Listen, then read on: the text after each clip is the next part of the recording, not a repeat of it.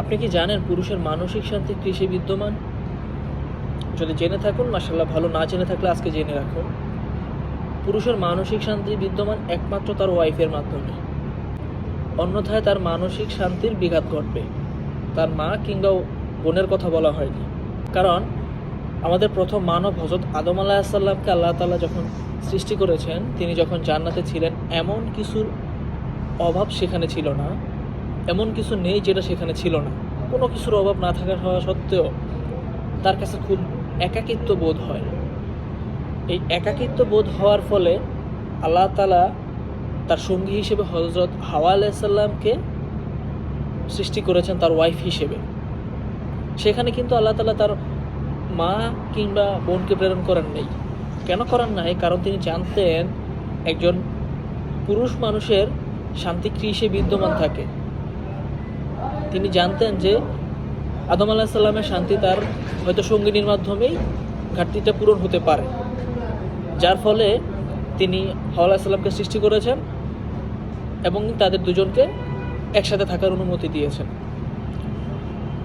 তো তার মাধ্যমে এটাই বোঝান আল্লাহ তাআলা যে তোমরা বিবাহ করো, বিবাহ করে স্বামী স্ত্রী একসাথে থাকো।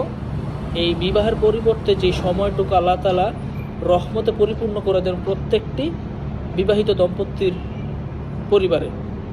আল্লাহ তাআলা বলেছেন তোমরা ততদিন পর্যন্ত আমার শান্তির মধ্যে, আমার রহমতের মধ্যে থাকবে যতদিন পর্যন্ত তোমাদের ভিতরে কোনো ধরনের কলহ সৃষ্টি না হবে।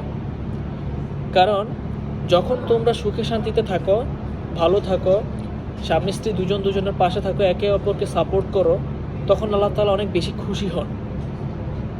কারণ আল্লাহ তাআলা এই জিনিসটা অনেক বেশি পছন্দ করেন। আর যখন দেখবে তোমাদের ভিতরে তৃতীয় ব্যক্তি অর্থাৎ শয়তান প্রবেশ করবে, স্বামী স্ত্রীর ভিতরে দ্বিধা দ্বন্দ্ব, ঝগড়া বিবাদ, ফাসাদ লেগেই থাকবে। কারণ শয়তান আল্লাহ তাআলাকে চ্যালেঞ্জ করেছে, তার কাজ হচ্ছে বিবাহিত দম্পতির উপর বিরূপ প্রভাব পড়া। অর্থাৎ বিবাহিত দম্পতির উপর তাদের মধ্যে কোনো না কোনো বিষয় নিয়ে, কোনো না কিছু জিনিস নিয়ে, ত্রুটি নিয়ে একটা ঝগড়া ফাসাদ লাগিয়ে রাখা। তো আল্লাহ তাআলা এটাই বলছেন যে আমি তোমার ওয়াইফ হিসেবে তোমাকে বিবাহের মাধ্যমে পরিপূর্ণ করলাম। তুমি তোমার ওয়াইফকে নিয়ে সুখে শান্তিতে থাকো এবং আমার ইবাদত করো। কিন্তু আমাদের সমাজে বর্তমানে এরকম পরিস্থিতি অনেক সময় দেখা গেছে বিবাহের পরে, যে অনেক সময় শাশুড়ি আর বউর মধ্যে একটা ঝামেলা লেগেই থাকে। কিছু কিছু পরিবারে, সকল পরিবারের কথা বলছি না আমি, কিছু কিছু পরিবারে দ্বন্দ্ব লেগেই থাকে। কেন লেগে থাকে? অনেক সময় বিবাহের পরে অনেক সময় অনেক শাশুড়ি বলে আমার ছেলে পরিবর্তন হয়ে গেছে, আমার ছেলে বিবাহের পরে বউ পাগল হয়ে গেছে। হ্যাঁ, আল্লাহ তাআলা কিন্তু বউ পাগল হওয়ার জন্য বলেছেন। হ্যাঁ, এটা সত্য। আল্লাহ তাআলা পুরুষদেরকে বউ পাগল হওয়ার কথা বলেছেন, কারণ তারাই বউ পাগল যারা তার ওয়াইফকে সম্মান করে, ওয়াইফকে ভালোবাসে, ওয়াইফের চাওয়া পাওয়াগুলো প্রাধান্য দেয়, ওয়াইফকে রেসপেক্ট করে। এটাকে বউ পাগল বলে না।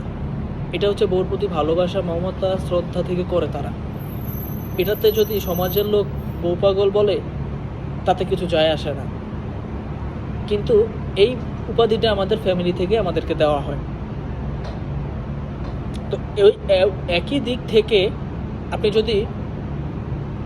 যদি মার কথা শোনেন, মার কথা উঠেন বসেন, মা যেটা বলে সেটা করেন, ওয়াইফের দায়িত্ব ঠিকমতো পালন করছেন না। ইভেন এমনও দেখা যায় কিছু কিছু পরিবারে যে মায়ের কথা মতো অর্থাৎ শাশুড়ির কথা মতো বউকে পোশাক পর্যন্ত পরিধান করতে হয়। কি খাবে, কোথায় যাবে, কি রান্না হবে, XYZ আরও অনেক ধরনের অনেক কিছু থাকে। আপনারা জানেন যে সব কিছু দেখা গেছে শাশুড়ির কথা অনুযায়ী হয়। তো আমার কথা হচ্ছে সব কিছু শাশুড়ির কথা অনুযায়ী হবে, তো আপনি বিয়ে করার দরকার কি? আপনি শুধু শুধু একটা মানুষকে বাসায় এনে তার অমতে সব কিছু হচ্ছে, এগুলো কেন তাকে সহ্য করতে হবে?